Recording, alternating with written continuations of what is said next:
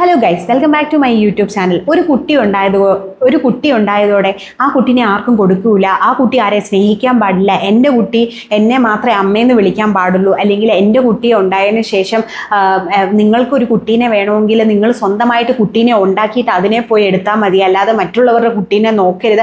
അങ്ങനെ എന്താ പറയുക, ഈ ലോകത്ത് വേറെ ആർക്കും കുട്ടി ഉണ്ടാകാത്ത പോലെ, അല്ലെങ്കിൽ അവർക്ക് മാത്രമാണ് ആ ഒരു കുട്ടി ഉള്ളത് എന്നൊരു രീതിയിൽ ഭയങ്കരമായിട്ട് കുറേ അഹങ്കാര വർത്തമാനങ്ങളൊക്കെ പറഞ്ഞൊരു വ്യക്തിനെ നമുക്ക് എല്ലാവർക്കും അറിയാം. വേറെ ആരുമല്ല, നമ്മുടെ ദിയാ കൃഷ്ണ എന്ന് പറഞ്ഞ. സോ ദിയാ കൃഷ്ണയുടെ കുട്ടിയുടെ ബർത്ത്ഡേ ആയിരുന്നു ഒരു 2 ആഴ്ചയ്ക്ക് മുന്നേ ആയിട്ട്. അപ്പോൾ ആ ഒരു ടൈമിൽ ഇവർ ബർത്ത്ഡേ സെലിബ്രേറ്റ് ചെയ്യാൻ വേണ്ടിയിട്ട് പോയത് അച്ഛനും അമ്മയും, അതായത് ആ കുട്ടിയുടെ അച്ഛനുമാണ്, ദിയയുടെ ഹസ്ബൻഡും കുട്ടിയും കൂടെ ആണ് മലേഷ്യയിൽ പോയിട്ടാണ് അവർ ബർത്ത്ഡേ സെലിബ്രേറ്റ് ചെയ്തത്. ആ ഒരു സമയം ദിയാ കൃഷ്ണയുടെ വ്ളോഗിൽ പറഞ്ഞ കുറച്ച് കാര്യങ്ങളുണ്ട്. അത് ഞാനിവിടെ എടുത്ത് പറയാനായിട്ടുള്ള കാരണം എന്താണെന്ന് വെച്ച് കഴിഞ്ഞാൽ, ഇതിനൊരു മറുപടി എന്ന രീതിയിൽ നമുക്ക് കാണിച്ചു കൊടുക്കാൻ പറ്റുന്ന തനി മലയാളി എന്ന് പറയുന്ന യൂട്യൂബ് ചാനലിലൂടെ അവരൊരു തനി മലയാളി തന്നെയാണ്, അവരൊരു റിയൽ ഇൻഫ്ലുവൻസേഴ്സ് ആണെന്ന് കാണിച്ചു തന്നിരിക്കുകയാണ്. കാരണം എന്താണെന്ന് വെച്ച് കഴിഞ്ഞാൽ, അവരുടെ കുട്ടിയുടെ ബർത്ത്ഡേ സെലിബ്രേഷൻസും കാര്യങ്ങളും ഒക്കെയാണ്. അപ്പോൾ അതെങ്ങനെയാണ് അവർ സെലിബ്രേറ്റ് ചെയ്യുന്നത്, അതെങ്ങനെയാണ് ഈ ദിയാ കൃഷ്ണയ്ക്ക് ഒരു മറുപടി ആകുന്നത് എന്നൊക്കെയുള്ള കാര്യങ്ങളാണ് നമ്മൾ ഇന്ന് ഈ ഒരു വീഡിയോയിൽ ചർച്ച ചെയ്യുന്നത്. സോ നമ്മൾ ഈ വീഡിയോയിലേക്ക് പോകുന്നതിന് മുന്നേ നമ്മുടെ വീഡിയോ ആദ്യമായിട്ട് കാണുന്ന ആരെങ്കിലും ഉണ്ടെങ്കിൽ നമ്മുടെ ചാനൽ ഒന്ന് സബ്സ്ക്രൈബ് ചെയ്യുക, നമ്മുടെ വീഡിയോ ഇഷ്ടപ്പെട്ടെങ്കിൽ ലൈക്ക് ചെയ്യുക, ഹൈപ്പ് ചെയ്യുക, അതുപോലെ തന്നെ നിങ്ങളുടെ അഭിപ്രായങ്ങൾ കമൻറ്റും ചെയ്യുക. സോ നമുക്ക് എന്തായാലും നമ്മുടെ വീഡിയോയിലേക്ക് പോകാം.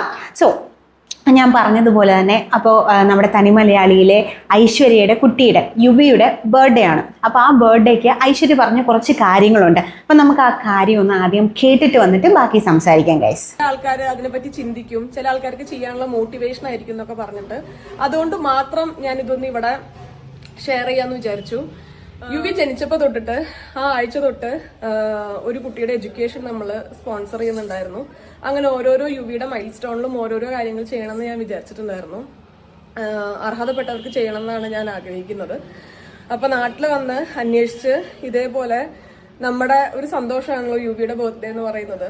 ആ സന്തോഷം കുറച്ചു പേർക്കും കൂടെ എത്താൻ വേണ്ടിയിട്ട് നമ്മള് ഈ പറയുന്ന പോലെ ഒരു നേരത്തെ ലഞ്ച്, വിഭവസമൃദ്ധമായ ഒരു സദ്യ നമ്മള് കുറച്ച് കുഞ്ഞുങ്ങൾക്കും അതേപോലെ കുറച്ച് അമ്മമാർക്കും നമ്മള് ചെയ്യുന്നുണ്ട്. വളരെയധികം സന്തോഷത്തോടു കൂടിയും സ്നേഹത്തോടു കൂടിയാണ് നമ്മളത് ചെയ്യുന്നത്. ഒരുപാട് അന്വേഷിച്ച് ഏറ്റവും ഡിസേർവിംഗ് ആണെന്ന് തോന്നുന്ന ഒരു ഇത് കേൾക്കുമ്പോൾ തന്നെ നമുക്ക് വളരെയധികം സന്തോഷം തോന്നും. ഐശ്വര്യ പറഞ്ഞതുപോലെ തന്നെ ഇത് 1-2 ആൾക്കാർക്ക് തോന്നുവാണെങ്കിൽ അതൊരു നല്ല കാര്യം തന്നെയാണ്. യെസ്, ഇതൊക്കെയാണ് ശരിക്കും നമ്മളിലേക്ക് ഇൻഫ്ലുവൻസ് ചെയ്യുന്ന, അല്ലെങ്കിൽ പലവിധത്തിലേക്കും ഇൻഫ്ലുവൻസ് ചെയ്യുന്ന കാര്യങ്ങളാണ് ഇതൊക്കെ, അല്ലേ? അപ്പോൾ ഇവര് വിദേശത്താണ്. ആ വിദേശത്ത് നിന്നും അവരുടെ കുഞ്ഞിന്റെ ബർത്ത്ഡേ ആയ സമയത്ത് അവർ നാട്ടിലേക്ക് എത്തിയിരിക്കുകയാണ്. ഇവരുടെ സ്വന്തം, അതായത് കുഞ്ഞിന്റെ അപ്പൂപ്പനും അമ്മൂമ്മയും ഒക്കെ ആയിട്ടാണ് ഇവർ കേക്ക് മുറിക്കുന്നത്. അതായത് ഐശ്വര്യയുടെ വീട്ടിൽ മാത്രമല്ല, ഐശ്വര്യയുടെ ഹസ്ബൻഡിന്റെ വീട്ടിലും പോയിട്ട് വളരെയധികം സന്തോഷത്തോടെ കേക്ക് മുറിക്കുന്നു, ആ കുട്ടിയെ കൊണ്ട് കാണിക്കുന്നു. ആ കുട്ടിക്ക് 2 പേരൻസും ഒരുപോലെയാണ്. പക്ഷേ ഇവിടെ ദിയാ കൃഷ്ണയുടെ ഒരു കാര്യം നമ്മൾ നോക്കുകയാണെങ്കിൽ, ആ കുട്ടിയുടെ ബർത്ത്ഡേക്ക് അവർ 2 പേരും മാത്രം മതി, അവന് ഇഷ്ടമുള്ള കാര്യങ്ങൾ മാത്രം, അതും ഓക്കെയാണ്. പക്ഷേ എങ്കിൽ കൂടി അശ്വിന്റെ പേരൻസിനെ ഒന്നും വിളിച്ചിട്ടില്ല, ബർത്ത്ഡേ സെലിബ്രേഷൻ ഒന്നും വിളിച്ചിട്ടില്ല. ദിയാ കൃഷ്ണന്റെ ഫാമിലി മാത്രമായിട്ടാണ് ബർത്ത്ഡേ സെലിബ്രേഷൻ. കാരണം അവർ തമ്മിൽ എന്ത് പ്രശ്നം ഉണ്ടെങ്കിലും, അതായത് മരുമോളാണ് അല്ലെങ്കിൽ അമ്മായിയമ്മയാണ്, അവർ തമ്മിൽ എന്ത് പ്രശ്നം ഉണ്ടെങ്കിലും അവർക്ക് എപ്പോഴും ഈ ഒരു കൊച്ചുമോൻ എന്ന് പറയുന്നത് കൊച്ചുമോൻ തന്നെയാണ്. അവർക്ക് കാണാനുള്ള ആഗ്രഹമുണ്ട്. അപ്പൊ അവരെ കൊണ്ട് കാണിക്കുക. ഇവർക്ക് എന്തെങ്കിലും എതിരെ പ്രശ്നം ഉണ്ടെങ്കിൽ പോലും, അല്ലാതെ നമ്മുടെ ദിയാ കൃഷ്ണ പറഞ്ഞ കുറച്ച് വാക്കുകളുണ്ട്. സോ ഞാൻ ആദ്യം ഐശ്വര്യ പറഞ്ഞ സംഭവം, അതുപോലെ തന്നെ ദിയാ കൃഷ്ണ പറയാൻ പോകുന്ന കുറച്ച് കാര്യങ്ങളും കൂടെ നിങ്ങളൊന്ന് കമ്പയർ ചെയ്യുമ്പോൾ തന്നെ നമുക്ക് മനസ്സിലാകും. റൂമൊക്കെ എടുത്ത് അവിടെ ഒരു ഹോളൊക്കെ എടുത്ത് വെറുതെ പൈസ സ്പെൻഡ് ചെയ്ത് കുറെ പേരെ വിളിക്കുന്നു, അവരവസാനം വരുന്നു, അവരവസാനം കൊച്ചിനെ എടുത്തുകൊണ്ട് പോകുന്നു, തിരിച്ചു തരുന്നില്ല. അങ്ങനത്തെ ഒരു സിറ്റുവേഷൻ ഒക്കെ വന്ന് വെറുതെ ഒരു കോലാഹലം വേണ്ട. കുഞ്ഞിനും അവന് എത്രയെന്ന് പറഞ്ഞ ഓർത്തിരിക്കാൻ അവനിത് ഓർമ്മയൊന്നും കാണത്തില്ലല്ലോ. അപ്പൊ വെറുതെ അവിടെ ഒരു അലമ്പ് വേണ്ട എന്ന് വെച്ചിട്ടാണ്.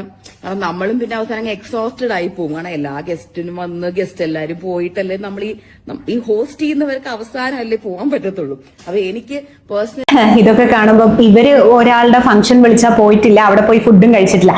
ഇതൊക്കെ തോന്നുമ്പോൾ എന്താണ് തോന്നുന്നതെന്ന് വെച്ച് കഴിഞ്ഞാൽ, നമ്മള് എന്തോ ഇവരൊക്കെ ഒരു ഫംഗ്ഷന് വിളിക്കുമ്പോഴത്തേക്ക് നമ്മൾ ഒരിക്കലും അവിടെ പോകാതിരിക്കുക. കാരണം നിങ്ങൾ ദിയയുടെ നമ്മളെ ചാനൽ അത്ര റീച്ച് ഒന്നും ഉള്ളതല്ല എങ്കിൽ കൂടി എങ്ങനെയെങ്കിലും നിങ്ങളിലേക്കൊക്കെ എത്തുവാണെങ്കിൽ ദിയ ഫംഗ്ഷനൊക്കെ വിളിക്കാനായിട്ട് ചാൻസസ് ഉള്ള ആൾക്കാരാണെങ്കിൽ ഒരിക്കലും അവിടെ പോകാതിരിക്കുന്ന നല്ലത്. കാരണം അവര് കുറെ ആൾക്കാർ വരുന്നു, എന്തോ ധർമ്മത്തിന് വരുന്ന പോലെ, ധർമ്മത്തിന് വരുന്ന പോലെയാണ് പുള്ളിക്കാരി പറക്കുള്ളത്. കുറെ ആൾക്കാർ വരുന്നു, ഫുഡ് കഴിക്കുന്നു. ആക്ച്വലി എനിക്കൊക്കെ ഒരു കുഞ്ഞാണ്, അല്ലെങ്കിൽ നമ്മുടെ ഒരു കുഞ്ഞിനെ എന്താണ് മറ്റുള്ളവർ അതിനെ സ്നേഹിക്കുക, അതിനെ എടുത്ത് താലോലിക്കുക ഒക്കെ ചെയ്യുമ്പോൾ നമുക്കൊരു സന്തോഷമാണ് അല്ലെ. നമ്മുടെ മക്കളെ മറ്റാർക്കും കൊടുക്കത്തില്ല, ആർക്കും എടുക്കാൻ കൊടുക്കത്തില്ല. അതൊക്കെ വളരെയധികം ടോക്സിക് ആയിട്ടുള്ള ഒരു മെന്റാലിറ്റിയാണ്. അപ്പോൾ ഞാനൊരു കാര്യം ചോദിച്ചോട്ടെ, നിങ്ങളുടെ യൂട്യൂബ് ചാനലാണെങ്കിൽ പോലും ഒരുപാട് ആൾക്കാർ ഓമി പൊടി, ഓമി കുട്ടി എന്നൊക്കെ പറഞ്ഞിട്ട് കുറെ അധികം മെസ്സേജസും കാര്യങ്ങളും ഒക്കെ ഇടുന്നുണ്ട്. അപ്പൊ ആ സബ്സ്ക്രൈബേഴ്സിനോടാണ് എനിക്ക് പറയാനുള്ളത്, ഇവർക്ക് അതിനൊന്നും ഒരു വിലയും കാര്യങ്ങളും ഒന്നുമില്ല. ഇപ്പൊ ഈ ഒരു സംഭവം വന്നപ്പോൾ തന്നെ ഒരുപാട് ആൾക്കാരെടുത്ത് റിയാക്ട് ചെയ്തിട്ടുണ്ടായിരുന്നു. അപ്പോഴും ഞാൻ എടുത്തില്ല. പക്ഷെ ഇന്ന് ഇങ്ങനെ ഒരു സംഭവം കണ്ടപ്പോൾ എനിക്ക് ഇത് റിയാക്ട് ചെയ്യണമെന്ന് തോന്നിയോണ്ട് മാത്രമാണ് ഞാൻ ചെയ്യുന്നത്. അതായത് ഇവരുടെ കുട്ടീനെ, നിങ്ങളുടെ കുട്ടീനെ വിളിച്ചാൽ മതി. അതായത് ദിയ പറയുന്നത് എന്താണെന്ന് വെച്ചാൽ നിങ്ങൾക്ക് ഒരു കൊച്ചിനെ എടുക്കണമെന്നുണ്ടെങ്കിൽ അല്ലെങ്കിൽ കൊഞ്ചിക്കണമെന്നുണ്ടെങ്കിൽ ഒന്നും സ്വന്തമായിട്ട് ഉണ്ടാക്കിയിട്ട് അതിനെ എടുത്താൽ മതി എന്നുള്ളതാണ് ദിയ പറയുന്നത്. അപ്പൊ അതുകൊണ്ട് തന്നെ അവരുടെ കുട്ടീനെ നമ്മൾ ഈ കമന്റ് ബോക്സിൽ പോയിട്ട് ഓമിപ്പൊടി, ഓമിക്കുട്ടി എന്നൊക്കെ പറഞ്ഞിട്ട് നമ്മൾ കൊഞ്ചിക്കേണ്ട കാര്യമില്ല. അതാണ് ദിയ പറയുന്നത്. വളരെയധികം ടോക്സിക് ആയിട്ടുള്ള ഒരു മെന്റാലിറ്റി ആണെന്ന് എനിക്ക് പറയാനുള്ളത്. അത് ആ കുട്ടീനെ തന്നെ പിന്നെയും ഫ്യൂച്ചർ അഫക്ട് ചെയ്യുന്ന ഒരു കാര്യമാണ്. ഓക്കെ, ഫ്യൂച്ചറിൽ ആ കുട്ടീനെ വീണ്ടും നല്ല രീതിക്ക് അത് അഫക്ട് ചെയ്യും. പക്ഷെ വളരെ ടോക്സിക്. നിങ്ങൾ ഇനി നാളെ ഒരു അമ്മയാകാൻ പോവുകയാണെങ്കിൽ, അല്ലെങ്കിൽ നിങ്ങൾ ഇന്നൊരു അമ്മയാണെങ്കിൽ, എന്താണെങ്കിൽ പോലും ഈ ഒരു പാരന്റിങ് നിങ്ങൾ ഒരിക്കലും ചൂസ് ചെയ്യാൻ പാടില്ല.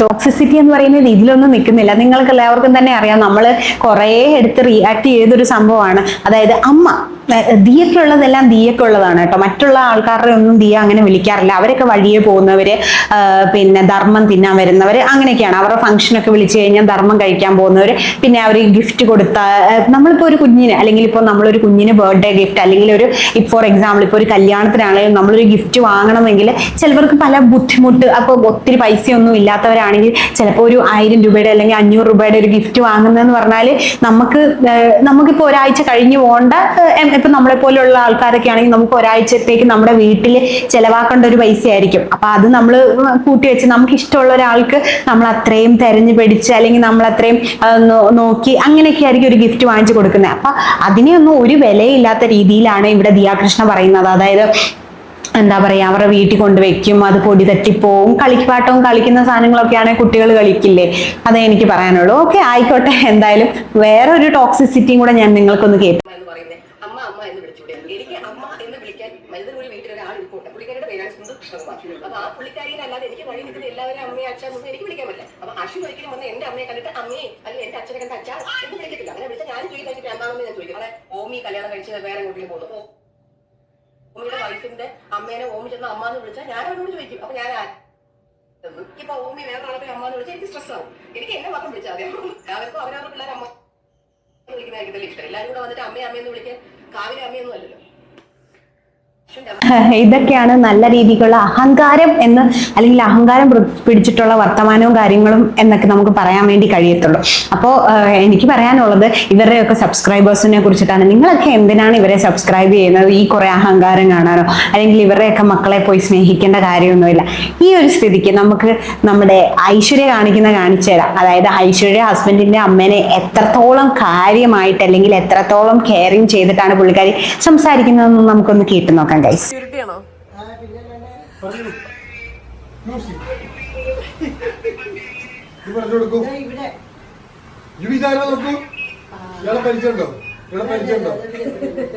ജർമ്മനിന്നൊരു ബർത്ത്ഡേ വിഷ് ഉണ്ടല്ലോ. എന്തൊരു വികൃതിയാ അറിയോ? കാറ് കടന്ന് വിധു ആള് മാറിപ്പോയല്ലോ. സ്വന്തം വീട്ടുകാരുടെ അടുത്തല്ല കേട്ടോ ഐശ്വര്യ സംസാരിക്കുന്നത്. ഇത് ഭർത്താവിന്റെ വീട്ടുകാരാണ്, ഭർത്താവിന്റെ അമ്മയോടാണ്. അത്രയധികം സ്നേഹത്തോടെയാണ്. ഈ ഭർത്താവിന്റെ അമ്മയില്ലെങ്കിലും നമുക്ക് ഇന്ന് ഹസ്ബൻഡ് എന്ന് പറയാനായിട്ട് ഒരാളെ നമുക്ക് കൊണ്ടുതന്നത് നമ്മുടെ ഭർത്താവിന്റെ അമ്മ തന്നെയാണ്. അല്ലെങ്കിൽ ആ ഒരു ആളാണ് നമ്മൾ അത്രയും കെയർ ചെയ്ത് അത്രയും സ്നേഹിച്ച് വളർത്തിയ ഒരു മോനെയാണ് നമ്മൾക്ക് അവർ തന്നത്. സോ അതിന്റെ റെസ്പെക്ട് ആരാണെങ്കിലും കൊടുക്കണമെന്ന് തന്നെ എനിക്ക് പറയാനുള്ളൂ. സോ ചിലപ്പോൾ അവർക്ക് ചില പൊസസീവ്നെസ് അല്ലെങ്കിൽ ചില പല കാര്യങ്ങളും ഉണ്ടായിരിക്കും. പക്ഷെ അതൊക്കെ നമ്മൾ മനസ്സിലാക്കണം. കാരണം നമുക്ക് എന്താ പറയുക, അവരെക്കാളും നമ്മൾ നോക്കുമ്പോൾ നമുക്ക് കുറച്ചുകൂടെ എഡ്യൂക്കേറ്റഡ് ആയിട്ടുള്ള ആൾക്കാരായിരിക്കും നമ്മൾ. ഇപ്പം അങ്ങനെയൊന്നും അല്ല, പക്ഷെ എങ്കിൽ കൂടി നമ്മൾ കമ്പയർ ചെയ്ത് നോക്കുമ്പോൾ അങ്ങനത്തെ ആൾക്കാരാണല്ലോ കൂടുതലും ഇപ്പം. പക്ഷെ ദിയ കൃഷ്ണയൊക്കെ നോക്കുമ്പോൾ അങ്ങനെയാണ്. പക്ഷെ എന്നിട്ട് കൂടി അതൊന്നും മനസ്സിലാകാതെ വളരെ എന്താ പറയുക, ഇങ്ങനെ ഈ ധാഷ്ട്യമൊന്നോ അല്ലെങ്കിൽ അഹങ്കാരമൊന്നോ അങ്ങനെ പല രീതിയിലും നമുക്ക് ഇതിനെ പറയാം. അപ്പോൾ എനിക്ക് പറയാനുള്ളത് ഇവരെയൊക്കെ ഫോളോ ചെയ്യുന്ന ഈ സബ്സ്ക്രൈബേഴ്സിനെ കുറിച്ച് മാത്രമാണ്. നിങ്ങളെയൊക്കെ ഈ അഹങ്കാരവും ഈ ഇതൊക്കെ കാണാൻ വേണ്ടിയിട്ട് എന്തിന് ഇവരുടെ വ്ളോഗൊക്കെ കാണുന്നു എന്നുള്ളതാണ്. അതുപോലെ തന്നെ ഇവരൊക്കെ എന്തെങ്കിലും ഫംഗ്ഷന് വിളിച്ചാൽ വെറുതെ ധർമ്മം തിന്നാൻ വേണ്ടി പോവരുത് കേട്ടോ. അപ്പൊ എന്തോ ധർമ്മം കൊടുക്കുന്ന പോലെ, എന്തോ ഫ്രീ ആയിട്ട് കൊടുക്കണ പോലെ അങ്ങനെയൊക്കെയാണ് അവർ പറയുന്നത്. കുറേ പൈസ ചെലവാണ്, കുറേ ഫുഡ് ആർക്ക് കൊടുത്തിട്ട് എന്ത്. ഇനിയിപ്പോൾ ഇവരൊക്കെ ഫംഗ്ഷന് വിളിച്ചിട്ട് ചെല്ലുമ്പം നമ്മൾക്ക് ആരും പോവരുത് എന്ന് മാത്രമേ എനിക്ക് പറയാനുള്ളൂ. സോ എന്തായാലും ഇതൊക്കെയാണ് റിയൽ ഇൻഫ്ലുവൻസർ. ഒരു കുഞ്ഞുണ്ടാകുമ്പോൾ കുഞ്ഞുണ്ടായ ആ സമയം തന്നെ വേറൊരാൾക്ക് അല്ലെങ്കിൽ ഒരു പഠിക്കാനായിട്ടുള്ള സംഭവം സ്പോൺസർ ചെയ്യുക, അർഹതപ്പെട്ടവർക്ക് കുറച്ച് ഫുഡ് കൊടുക്കുക, അതൊക്കെ വളരെ നമ്മൾ സന്തോഷത്തോടെ ചെയ്തിട്ടേ കാര്യമുള്ളൂ. അല്ലാതെ നമ്മൾ ചുമ്മാ ഇങ്ങനെയൊക്കെ മനസ്സിൽ മറ്റുള്ളവരെ കാണിക്കാൻ വേണ്ടിയിട്ട് മനസ്സിൽ പലത് വെച്ചിട്ട് ചെയ്തിട്ടും കാര്യമില്ല. എങ്കിൽ കൂടിയും ഒക്കെ സോഷ്യൽ മീഡിയയിൽ വന്ന് ഇങ്ങനെയൊക്കെ സംസാരിക്കാതിരിക്കാന്നേ എനിക്ക് പറയാനുള്ളൂ. അപ്പൊ എന്തായാലും അടുത്തൊരു വീഡിയോ ആയിട്ട് ഞാൻ ഓടി വരാം. അതായിരിക്കും it's me Chanchal signing off guys. Bye. അപ്പൊ നമ്മുടെ വീഡിയോ ഇഷ്ടപ്പെട്ടെങ്കിൽ ലൈക്കും ഷെയറും കമന്റും ഒക്കെ ചെയ്യാൻ മറക്കരുത്. അപ്പൊ അടുത്തൊരു വീഡിയോ ആയിട്ട് വരാം. Bye guys.